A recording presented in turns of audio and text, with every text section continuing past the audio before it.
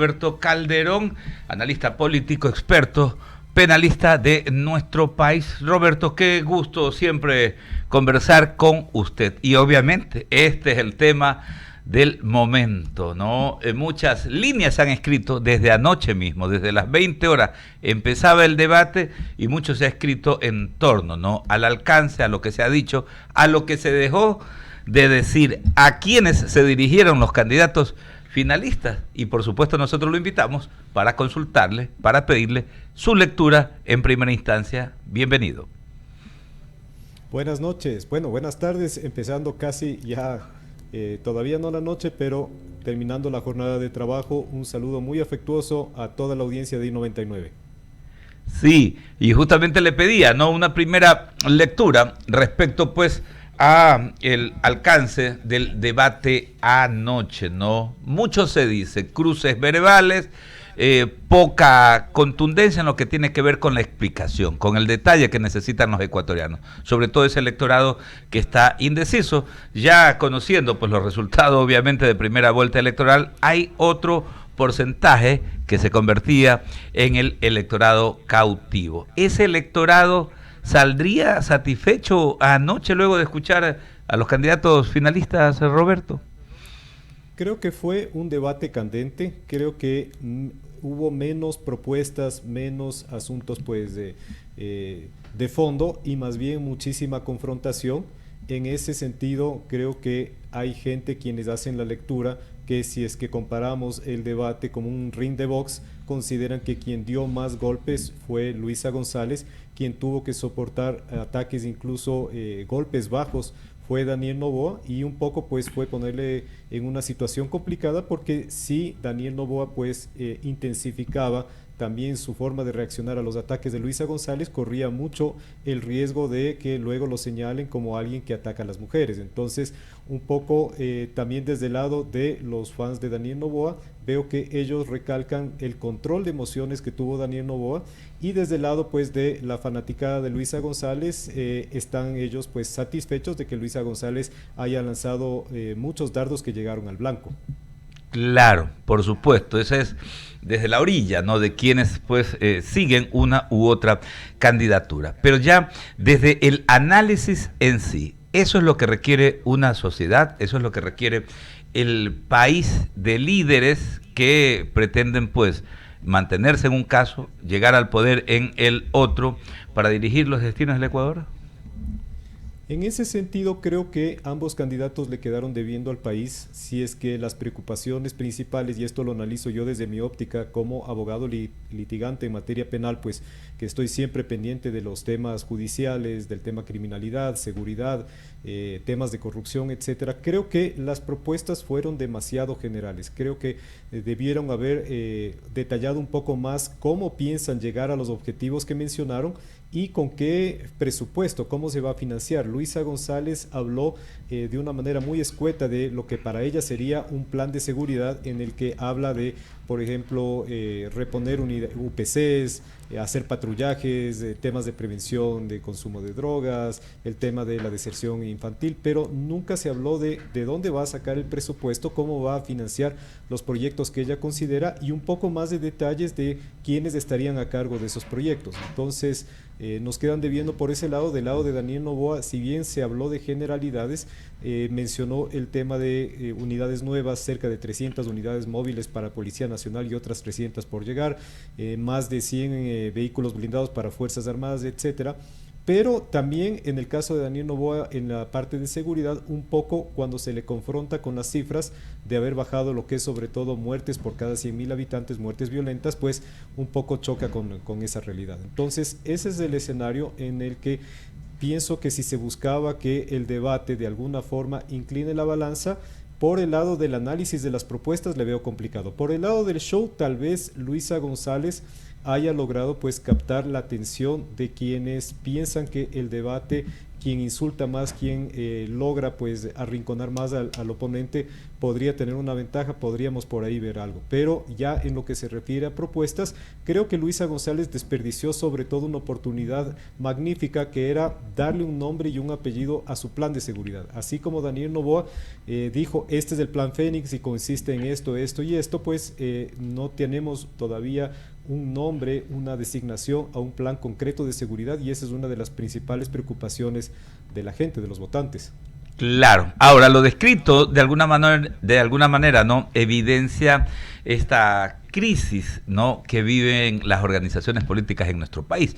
Porque si los postulantes justamente pues no tienen esos argumentos, es porque no tienen una organización política, unas líneas claras. Y también lo que acaba de decir Roberto, no tienen esos equipos de apoyo, porque nosotros desde la primera vuelta electoral decíamos, a ver, sería importante que candidatos y organizaciones políticas digan, a ver, estas son las vías de financiamiento de nuestras campañas y el equipo que nos acompañaría en una eventual gestión administrativa. Pero vean, estamos justamente desembocados ya a un balotaje y nos topamos con este tipo de cosas. Realmente es complejo, ¿no?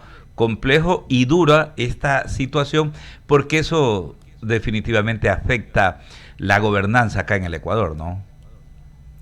Creo que uno de los aspectos negativos es que el debate tuvo muchísimos comentarios de lado y lado de Daniel Noboa, así como Luisa González, de quién es más amigo de la mafia. Un poco podríamos definir que esa fue la tónica del debate, en el que inclusive cuando tenían la oportunidad de responder preguntas sobre un eje temático concreto, pues se limitaron a decir, tú eres más amigo de la mafia que yo. Y del lado de la moderadora, pues tampoco vimos que tenga un papel de realmente pues llamarles a que contesten las preguntas que estaban pendientes. En ese sentido, tal vez hubiera sido un poco mejor acercarse a lo que fue la participación como moderadora de Gisela Bayona y no dejar que los candidatos pues respondan cualquier cosa sin ningún tipo de reparo. Creo que eso también es algo que no lo vi muy positivo en el debate. Conversamos a esta hora con el analista Roberto Calderón. Mauricio. Gracias, Alberto. Señor Calderón, un gusto saludarlo. A ver, en teoría yo lo que esperaba era que de alguna forma cualquiera de los dos trate de captar ese voto que en teoría no lo tienen porque no se lo vio reflejado en una primera vuelta electoral. Trato de explicarme mejor. Hubo una importante cantidad de votos nulos, una importante cantidad de votos blancos y una importante cantidad de personas que no votaron. Entonces, de alguna forma pensaba yo de que iban a tratar de cautivar a esos que votaron nulo para que no lo hagan, o esos que votaron blanco para que no lo hagan, sino que tuvieran un voto más efectivo, y aquellas personas que no asistieron a la primera vuelta, pues que esta vez asistan a las urnas, más allá del comportamiento histórico que siempre en una segunda vuelta electoral baja un poco el ausentismo y los votos nulos y todo. Sin embargo, me da la sensación de que no le hablaron a ese grupo de personas, sino más bien a sus bases, a los votos que ya tienen. No sé si estoy equivocado, señor Calderón.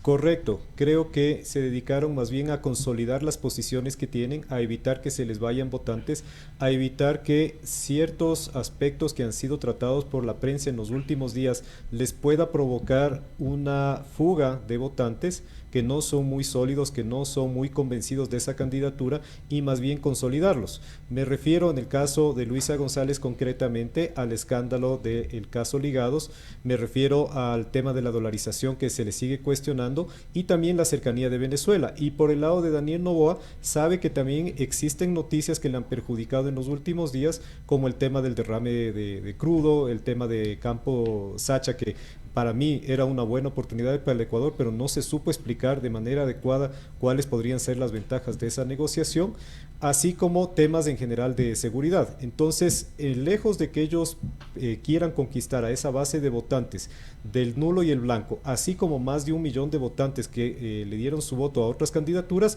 lo que hicieron es un poco atrincherarse más donde ellos se sienten cómodos. Ok, entonces siendo así, tratando de conservar esos votos que tienen y volverlos ya un voto duro para la segunda vuelta, debo entender que el trabajo post-debate es el que va a tratar de alguna forma de conquistar o enamorar esos votos que hacen falta. Correcto, y ahí tenemos que analizar cuál fue el propósito del Consejo Nacional Electoral de haber puesto la fecha del debate con tanta anticipación, porque lo ideal hubiera sido que el debate tenga lugar unos 4, 5 o 7 días, una semana, digamos, anterior a las elecciones, pero se lo está poniendo con muchísima anticipación, lo que quiere decir que vamos a tener una larga discusión del postdebate, así como nuevos escenarios que se van a producir. Y esto de alguna forma le puede dar una pequeña desventaja al candidato Noboa, porque si es que se producen, por decirle, temas como lo que ocurrió de derrames, algún evento natural, alguna crisis o lo que sea, es el gobierno que está en funciones, es el candidato que está pues de momento gobernando, quien tiene que solucionar, y Luisa González, pues desde una posición mucho más cómoda, ella puede criticar y decir que la forma que se está atendiendo determinada crisis no es la adecuada.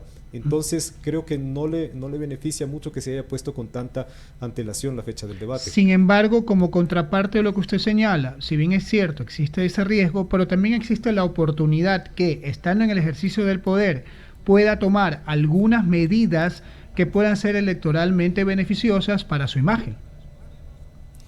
Creo que el principal problema que tiene el presidente Noboa es de comunicación. Tiene buenas ideas, tiene buenas intenciones, tiene acciones concretas. Si es que nosotros comparamos al presidente Noboa con el presidente, por ejemplo, Guillermo Lasso en materia de seguridad, vemos que es mucho más proactivo. Vemos a sus ministros incluso personalmente en los operativos, lo cual es positivo, pero hay ciertas cosas que donde se cae es en la forma de comunicar. Y un ejemplo de eso es cuando tuvo la entrevista con Eric Prince, el fundador de Blackwater, en el que no se supo explicar realmente cuáles son los convenios o qué es lo que nos está proponiendo Eric Prince, y la oposición pues ganó más bien la narrativa de decir se quiere traer mercenarios porque no confía en sus Fuerzas Armadas. Entonces ese es un ejemplo. El tema de Campo Sacha, que lo mencioné, también es un ejemplo de que no se logró comunicar adecuadamente qué es lo que sucede.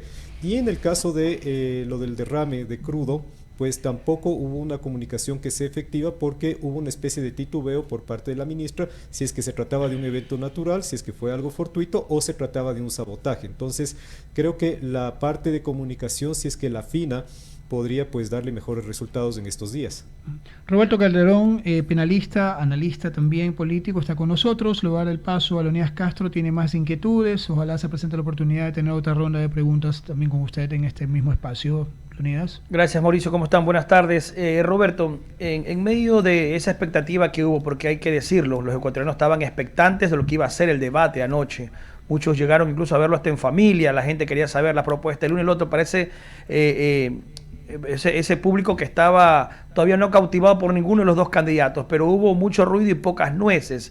Fue más la confrontación, las denuncias de parte y parte, que al final, como señalaba usted, no nos dieron esas propuestas, y coincidimos en el tema que se desperdició la oportunidad para dar a conocer propuestas, más allá de lo que dijeron. Está en las redes sociales, está en el debate, no de ahora, desde hace mucho tiempo, y la gente ya conoce todo lo que se dijo ayer en la noche. Al menos esas denuncias están en las redes sociales, y ellos mismos mandaban a las redes sociales a buscar la información y encontrar los datos precisos de lo que están diciendo para corroborar que no era mentira. Pero en el fondo, ese sinsabor que le queda a los indecisos, porque como usted bien señala, ya hay personas que tienen su voto definido y están tratando también de retenerlo, ¿no? Que alguien no cambie de parecer, pero va a ser un poco cuesta arriba de que ese grupo de personas indecisas puedan atribuirse cualquiera de los dos que ha ganado el debate ayer, porque para muchos en el debate no hubo ganadores ayer.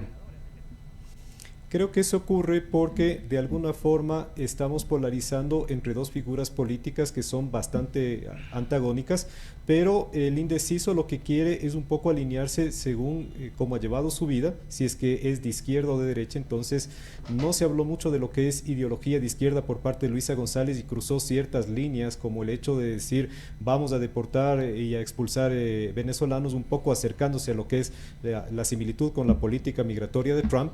Y del lado lado de Daniel Noboa, pues tampoco reforzó el tema de lo que es su tendencia de derecha, lo que es libre empresa, lo que es libre mercado, es decir, un manejo económico más bien de tipo conservador, que lo que tiende es a tener solidez a largo plazo y no solamente contentar a la gente. A veces pues nos podemos quejar que servicios públicos no funcionan bien, pero es fácil hacer mucha obra social cuando se tiene una tarjeta de crédito que uno se la gasta y luego los problemas son a largo plazo cuando no se la puede pagar. Entonces, un poco enfocarse, tanto Luisa González como Daniel Noboa, cuáles son sus líneas ideológicas, podría ayudar a ese público elector que aún no se ha definido a tomar una decisión.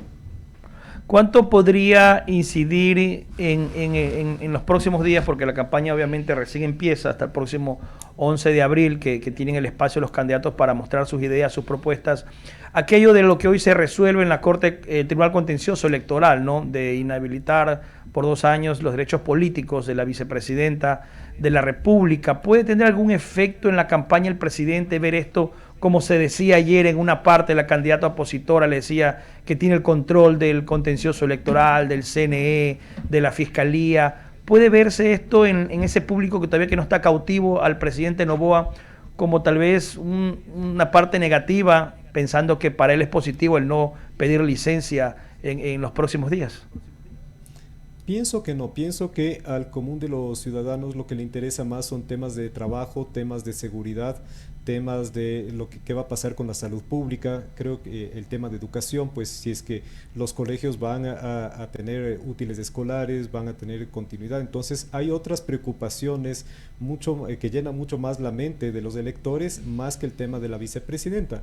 Si bien considero que se ha hecho pues muchas olas con esto, que debió haber sido Verónica Abad quien la reemplace, creo que se ve ahora un poco justificado Daniel Noboa con el tema de los chats que se hizo público del ex consejero Verduga, exacto, donde se habla de que iba a existir una especie de confabulación con Verónica Abad para tomar el poder. Entonces de alguna forma eso le puede a él facilitar justificarse que existía en marcha un plan para desestabilizar su gobierno, y por eso pues se justifica de alguna forma las acciones que él ha tomado. Eso en el plano interno. En el plano internacional creo que no se explica muy bien por qué no está reemplazándole la vicepresidenta Verónica Abad, por qué no le ha reemplazado todo este tiempo la vicepresidenta Abad mientras ha estado en campaña, y tendría pues que brindarse mayor cantidad de explicaciones para que Ecuador no tenga una imagen ante el mundo que el primer mandatario es quien no cumple con la Constitución y la ley. Roberto, una pregunta más de mi parte, creo que hay todavía algo de tiempo para una nueva ronda. Quería consultarle en la parte de la comunicación que están manejando ambos candidatos y el candidato presidente, esos equipos de comunicación tal vez no están un poco sintonizados con lo que realmente la gente necesita saber, porque las ideas, como decía usted, puede tener X candidato buenas ideas, pero no se las comunica, no se transmiten. Ayer era una oportunidad, sin lugar a dudas, demasiado fabulosa para que ellos puedan expresarlas. En estos días de campaña, ¿cree usted que vamos a ver más de lo mismo el debate, más denuncias, más documentos que inculpan al uno, que inculpan al otro, en vez de propuestas y aterrizar realmente los planes de las cosas que quiere saber la gente, como seguridad, inversión, trabajo? Pienso que tendremos más escándalos, tendremos pues mucho más esa forma de hacer anuncios de comunicación ahorita de las candidaturas, como es el tema, por ejemplo, del caso Ligados. No nos olvidemos que estamos en instrucción fiscal y Fiscalía aún puede vincular nuevos personajes del correísmo. Esto podría ocurrir antes de las elecciones y tendrá pues un efecto en los electores, así como del lado de Luisa González, quien seguirá seguramente insistiendo en esta investigación que lleva a cabo Fiscalía de lo que mencionó es la presidenta de ADN, la señora María Moreno. Pienso que ellos insistirán por ese lado y un poco seguiremos viendo esa tónica de decir tú estás más cerca de las mafias que yo. Así es que esperemos que no solamente se limite a eso, aunque es una pequeña predicción que la hago, y tengamos pues también propuestas innovadoras. Todavía tenemos tiempo para que lancen propuestas que sean interesantes, que la gente realmente pueda conversarlas, que en su familia sea un tema de debate interesante y no solamente limitarnos a lo que es ataques. Propuestas que justamente tienen que ser canalizadas por los equipos de comunicación. Alberto. Claro, Leonidas, sí. Doctor, y justamente no son 20 días que nos separan del domingo, que es, por cierto, Domingo de Ramos, ¿no? 13 de abril, fecha de los comicios de segunda vuelta electoral, y justamente eso es lo que aspiramos los ecuatorianos, ¿no? Que haya pues esa oportunidad de poder analizar más a fondo propuestas, y obviamente que los candidatos, que sus organizaciones políticas también se encarguen, ¿no? De darlas a conocer. Volvamos un ratito al tema de la vicepresidenta Verónica Abad, porque la pregunta que surge ahora, ¿qué queda luego de lo que ocurrió esta mañana? El Tribunal Contencioso Electoral tiene 5 integrantes, ¿no? Precisamente 3 de ellos pues ratificaron esa sentencia que impone una multa y la pérdida de los derechos políticos a la vicepresidenta Verónica Abad. Entonces surge esta pregunta: ¿queda la vicepresidenta inhabilitada para seguir en el cargo? ¿Cuáles son precisamente los recursos, ¿no? Que precisamente da los procedimientos legales en nuestro país, ¿no? ¿Qué es lo que queda de aquí en adelante? Una vez que se agota esta última instancia, quedaría en firme la sentencia. Obviamente ellos podrían presentar un pedido de aclaración y ampliación que no va a modificar el fondo, y posteriormente una acción extraordinaria de protección en la Corte Constitucional. Pero el hecho de presentar esa acción extraordinaria de protección no suprime los efectos de esta sentencia, es decir, que eso quedaría en firme, y lo que puede hacer a futuro la Corte Constitucional, pues una vez que lo resuelva, ya estaríamos en un tiempo en el que no pudo realmente ejercer la vicepresidenta en su calidad, la Verónica Abad en su calidad de vicepresidenta. Así es que no veo que tenga margen de maniobrabilidad, veo más bien un panorama bastante oscuro, y esto pues es más bien una victoria que viene desde el lado de Gabriela Sommerfeld, quien fue la persona que le causó de esta forma en el contencioso electoral. Claro, o sea, este recurso de aclaración y ampliación lo pueden presentar, pero solamente hay 3 días, ¿no? 3 días. Los jueces del Tribunal Contencioso Electoral tendrán 2 días laborales más para poderse pronunciar, pero como usted dice, entonces no cambiaría. El doctor José Chalco Salgado, ¿no? Otro jurista de nuestro país, justamente sostiene, ¿no?, que la suspensión a la vicepresidenta genera, desde que esté en firme, su ausencia temporal por fuerza mayor, ¿no? Pero que esto no tiene que ver con una ausencia definitiva. Eso conforme a dictamen de la Corte, ¿no? Se refiere pues a la Corte Constitucional, y que el presidente de la República tiene la facultad para designar a un ministro subrogante, alguien que subrogue las funciones de vicepresidente de la República. ¿Cómo es eso más o menos, doctor? Pienso que quien quiera que designe el presidente Daniel Noboa, porque tiene esa facultad constitucional frente a una ausencia temporal, justamente le daría un margen más bien de dedicarse de forma mucho más tranquila, ya quitarse una preocupación encima que ha sido el tema de la vicepresidenta.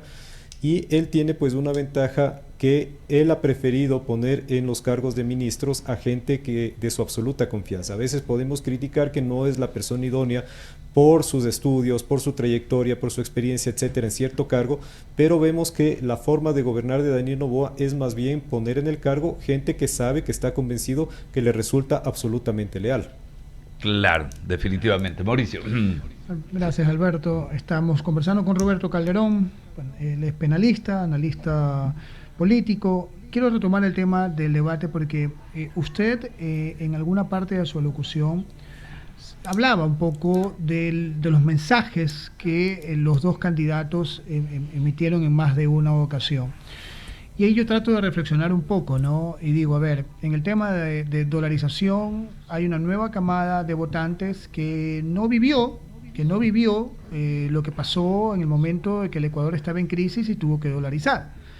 Hay también una importante camada que no vio o no recuerda el ejercicio de poder del expresidente Correa. Y toco estos temas porque son los temas que han estado siempre en la palestra desde que recuerdo, ¿no? Desde que Correa dejó de ser presidente de la República y se resucita el fantasma de la desdolarización y ese tipo de cosas. Entonces, digo, a ver, que es importante comunicar, porque a veces nosotros vemos un debate desde una perspectiva diferente de lo que lo puede ver el electorado. En mi caso particular lo veo como comunicador, lo veo como periodista. En su caso, usted es experto en materia legal y es experto analista y lo ve desde esa perspectiva, desde esa óptica. Pero el conglomerado, el pueblo llano, el gran electorado, de pronto no hace ese tipo de análisis, de pronto no lo desmenuza así el debate y más bien se queda con sensaciones o con frases o con clichés. Entonces sí quisiera que por favor me ayudara a tratar de resolver eso de ahí, ¿no? Porque de pronto ahí está la explicación del por qué hablaron lo que hablaron, dijeron lo que dijeron y lo hicieron de la forma que lo hicieron. Porque de pronto su análisis o su estudio pasa más bien por eso. No, sabes que tú tienes que hablarle a este conglomerado. Olvídate, es más o menos como el tema de las redes sociales, que sabemos perfectamente lo que es X. O sea, es una burbuja, lo que antes era Twitter es una burbuja que no necesariamente trasciende más allá de ese grupo, de esa élite. Entonces, por ahí quizás vino un poco el tema o la explicación del por qué dijeron lo que dijeron, cómo lo dijeron. Correcto. Si nosotros hacemos una encuesta de lo más popular en el Ecuador, encontramos que la dolarización supera por muchísimo a los mismos candidatos. Es más popular el dólar que Luisa González, que Daniel Noboa, que X candidato. Entonces la gente sabe que tiene algo de seguridad cuando recibe una moneda que está fuera del control del Estado. ¿Por qué? Porque tuvimos pues un desbarajuste de cuentas en el que perdimos nosotros nuestra moneda, tuvimos una macro devaluación del sucre que nos llevó a un feriado bancario que no quisiéramos repetir. Ese feriado bancario no solamente pues hablamos de las consecuencias económicas, sino también sociales, familias que quedaron desunidas por el tema de la migración, empleos, empresas gigantescas que se perdieron, pues que tenían el dinero en sus bancos y se licuó. Entonces no quisiéramos repetir una época tan oscura como fue el feriado bancario y tener que perder la moneda. Ese susto, ese miedo que se lo está transmitiendo desde las generaciones más antiguas a las nuevas generaciones ha hecho que se ponga como el tema del cuco de la desdolarización, ¿sí? Y desde el lado pues de muchos empresarios y algunos economistas, escuchaba unas últimas declaraciones, por ejemplo, del economista Alberto Dajic. Yo no soy economista, pero me encanta la economía, pues él en cambio cuestionaba el tema de la falta de competitividad que existe por tener una moneda con un valor alto, con una moneda dura, así como el hecho de no trabajar suficientemente en lo que es generar más inversión, traer más dinero de inversionistas de fuera y que también pues nosotros generemos más industria y seamos competitivos en el mercado internacional. Pero si nos metemos en ese debate, si nos ponemos en una balanza lo que son asuntos positivos o negativos del dólar, encontramos que la gente empieza a sentirse nerviosa. La gente nos dice, mira, mejor no topes ese tema, sigamos con los dólares y vamos con una economía dolarizada en el que las finanzas estén en orden, porque no quiero tener ese tipo de sobresaltos, no quiero correrme riesgos y prefiero no ser tan competitivo como Perú y como Colombia, que al tener monedas pues con un valor mucho más bajo del dólar, la mano de obra cuando se contrata allá para las empresas hace que el producto que se exporte tenga un valor menor, pero tengamos la seguridad que hay productos que podemos exportarlo, que lo hemos hecho bien, como por ejemplo camarón, como flores, brócoli, etcétera, y no topemos el tema del dólar. Entonces por eso entra este nerviosismo cada vez que se habla, y en eso pues Paola Cabezas creo que dio una muy mala función cuando se metió a hablar de los ecuadólares, etcétera, lo cual está siendo obviamente pues tomado como una búsqueda de que eso le dé ventaja desde el lado de Daniel Noboa. El dólar prácticamente es intocable y es un tabú entrar a debatir si es que conviene o no salir de la dolarización. Luego paso a Leonidas, tiene más inquietudes en la parte final de la entrevista. Sí, solamente para finalizar, Roberto, el trabajo que se está haciendo por parte del presidente de la República, de cierto modo, ¿tendría algún tipo de ventaja por ser candidato presidente sobre lo que puede hacer la candidata Luisa González? Porque obviamente no es autoridad, pero esto daría algún tipo de ventaja en la parte de comunicación, de llegar el mensaje de mira, estoy haciendo obras, estoy trabajando, esto es lo que nos depara para los próximos 4 años si me eliges presidente. Nuevamente podría ser el mensaje del presidente Noboa.